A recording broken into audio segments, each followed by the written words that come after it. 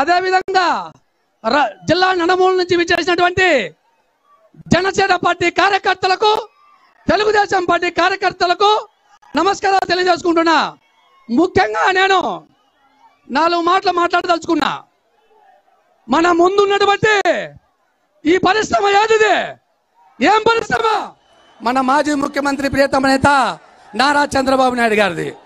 రాష్ట్రంలో సీనియర్ నాయకుడు, దేశంలోనే సీనియర్ నాయకుడు. అటువంటి నాయకుడిని తీసుకెళ్లి జైల్లో పెడితే పవన్ కళ్యాణ్ గారు చెల్లించిపోయారు. చెల్లించిపోయి నారా చంద్రబాబు నాయుడు గారిని పరామర్శించి అక్కడికి వెళ్ళి, సార్ జనసేన తెలుగుదేశం పార్టీ కలిసి వెళ్దాం, కలిసి వెళ్ళి ఈ దుర్మార్గుడైనటువంటి జగన్మోహన్ రెడ్డిని ఎదుర్కొందాం అని చెప్పేసి అక్కడే సభ్యుల దగ్గరే పొత్తు ప్రకటించినటువంటి మహోన్నతమైనటువంటి వ్యక్తి పవన్ కళ్యాణ్ గారు, చంద్రబాబు నాయుడు గారు అని చెప్పేసి తెలియజేస్తున్నా.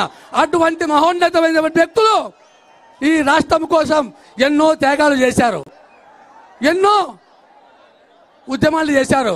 ఒకటే చెప్తా ఉన్నాం, గత 5 సంవత్సరాల నుంచి జనసేన తెలుగుదేశం పార్టీ కార్యకర్తలు ఎన్నో కేసులతో ఎన్నో బాధలు పడుతూ ఉన్నారు. ఈ జగన్ రెడ్డి తెలుగుదేశం జనసేన పార్టీ కార్యకర్తలను నానా కష్టాలు పెడతా ఉంటారు. అయినా ఎన్నో కష్టాలు ఓర్చి ఈ రాష్ట్రం కోసం మీరంతా కూడా సంసిద్ధులై ఈ రోజు వేలాదిగా తరలి వచ్చారు.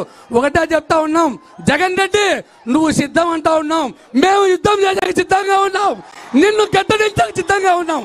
ఒకటే చెప్తా ఉన్నాం, జగన్ రెడ్డి ఇప్పటికైనా నువ్వు బుద్ధి తెచ్చుకొని రాష్ట్రంలో ఈ యొక్క అరాచక పాలన తగ్గించాలని కోరుకుంటూ, సార్ ఒకటే చెప్తున్నాం సార్, అనంతపురం జిల్లాలో ధర్మవరంలో సార్ ఈ యొక్క అరాచకం రాజ్యం వెళ్తా ఉంది సార్. ఒకటే చెప్తా ఉన్నాం సార్, ధర్మవరం